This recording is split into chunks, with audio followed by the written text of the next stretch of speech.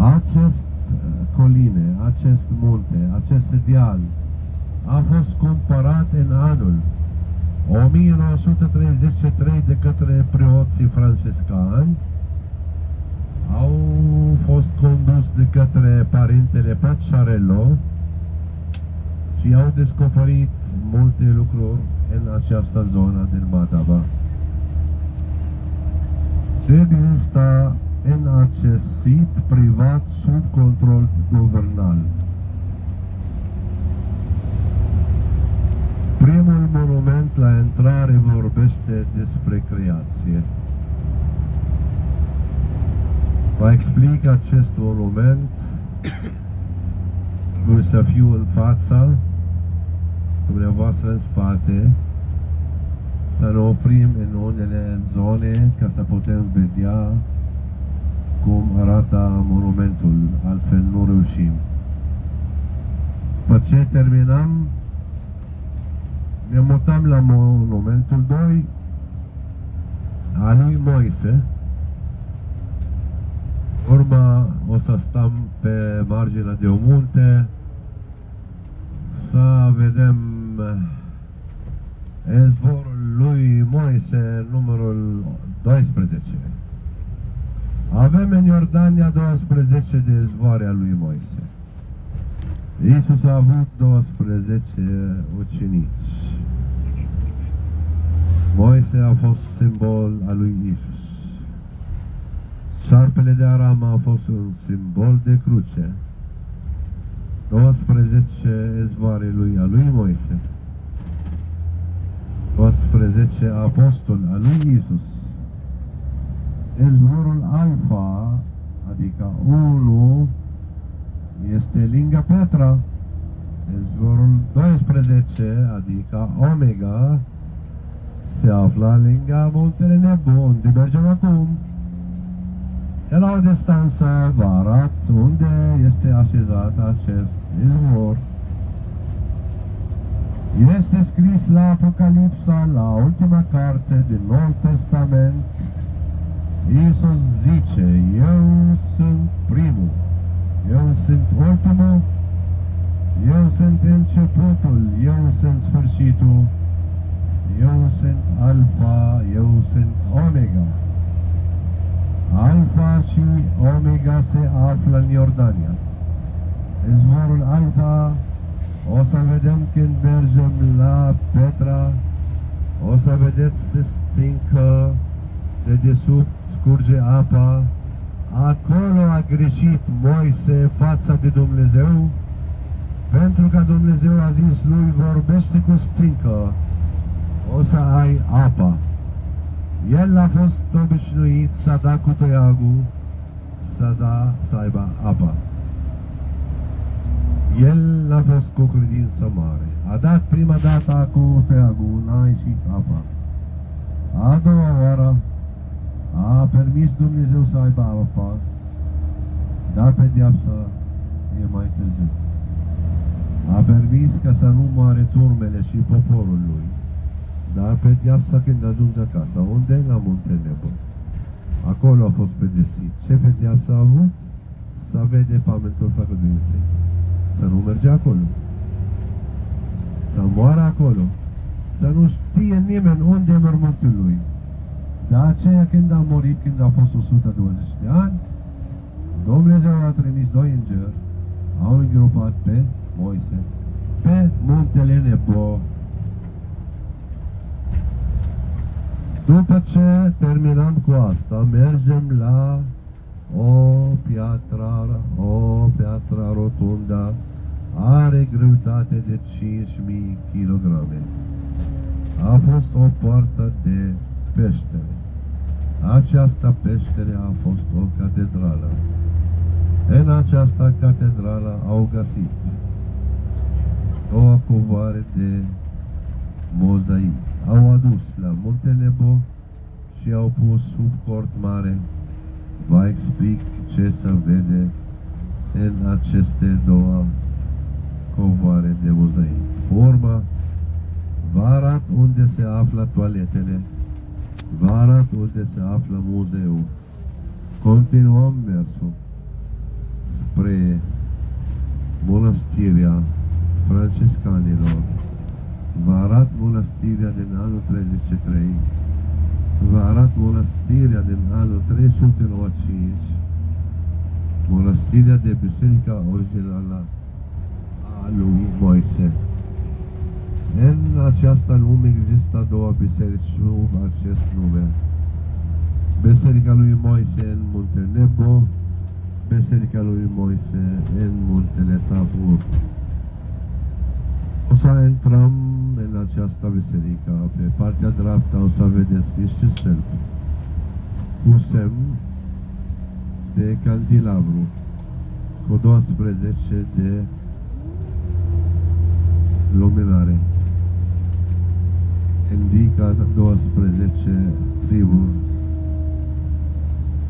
a lui Israel. În stânga o să vedeți niște stâlpi cu semn de creștin. Pe capătul de fiecare coloană exista niște desene de pește.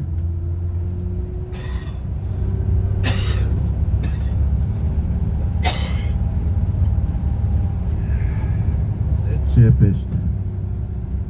Pește a fost un semn de primi creștini. De ce pește?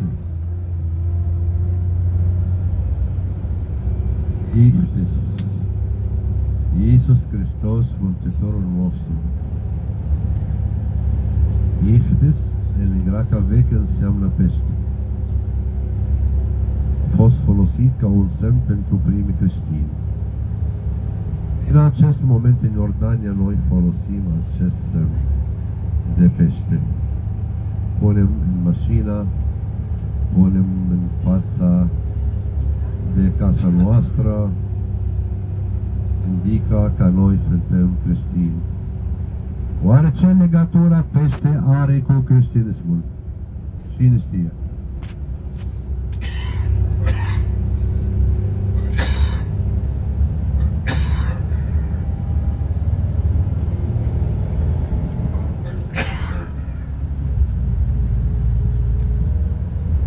Petru. La Sfântul Petru. De Sfântul Petru? A? Uitați să stânga Valea Iordaniei.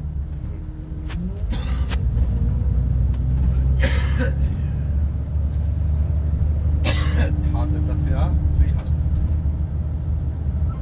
حاضر تدفئة؟ شكلك Petru Iisus. Când s-a întâlnit Iisus prima dată cu Sfântul Petru, el a zis că el e pescar, om simplu, nu el duce oamenii. Atunci Iisus i-a zis că cum prins pește, plasă și alea. Le educa creștini. Ceva de genul ăsta. Acolo vine pește. Bănuiesc.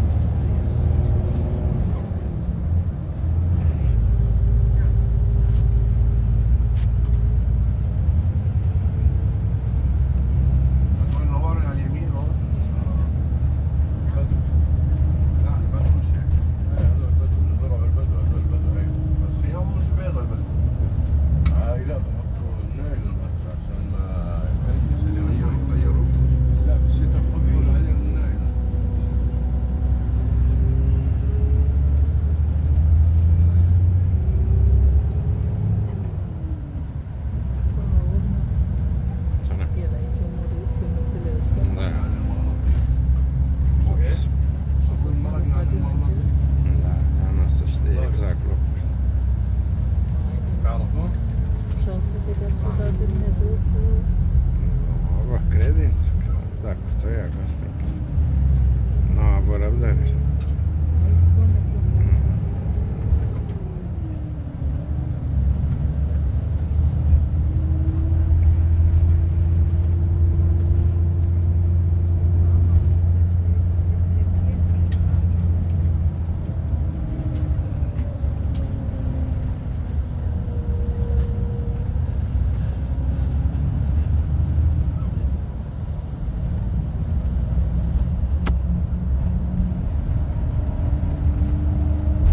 deci eu zis că de pedeapsă, eu zis că nu o să știe nimeni.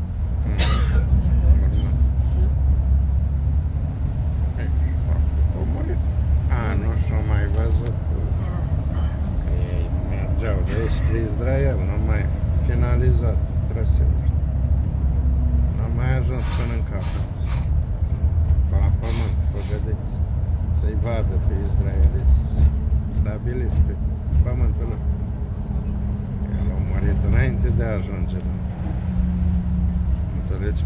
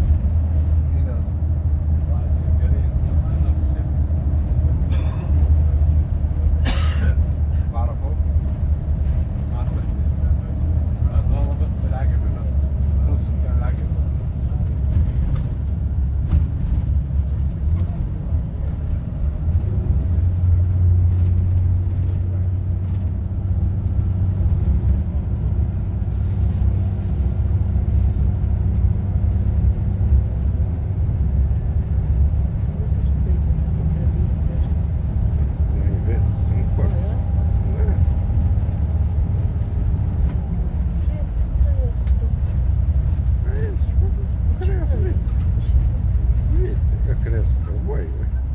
Și apă bine. Ploaie, adună din ploaie. Mai aduc din vale. Vale este apă, că e Valea Iordanului. Ai văzut că mai sunt niște izvoare. Din când în când.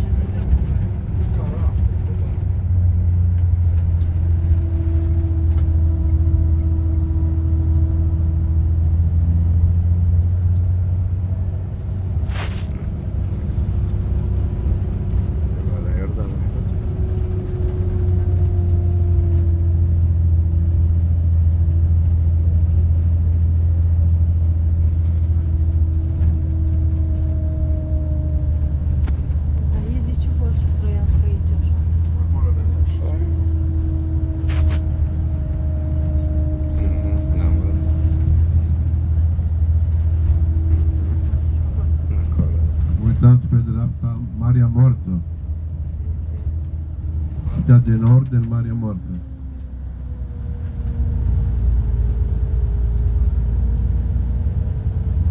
Două minute ajungem.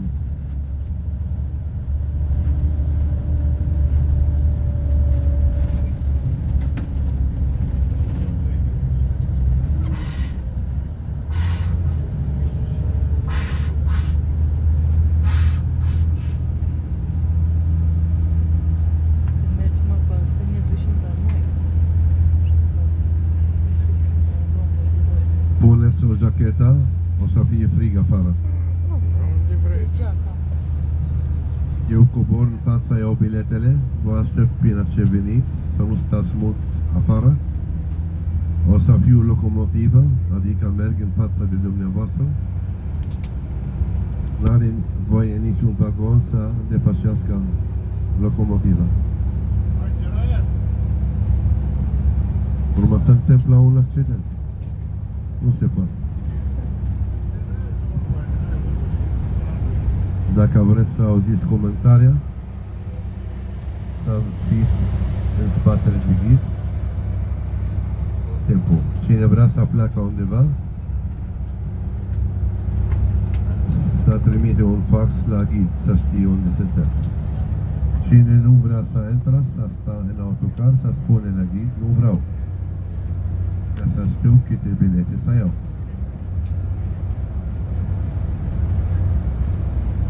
În general este o vizită de maximum 40 de minute. Acum e ora 13 și un sfert, e foarte bine, suntem încadrați bine cu timpul.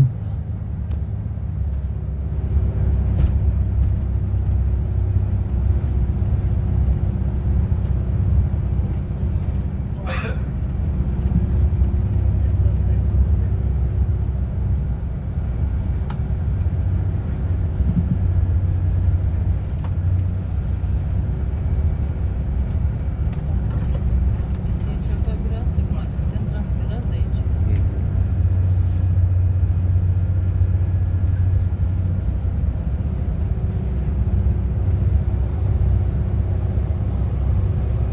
مرة ولا فيش فرق؟ بس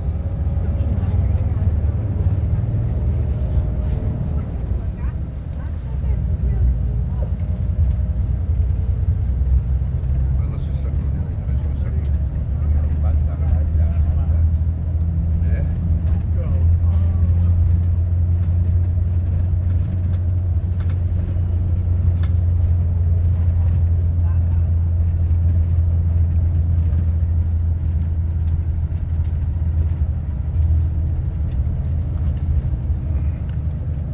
Iau bățul. Da. Geam.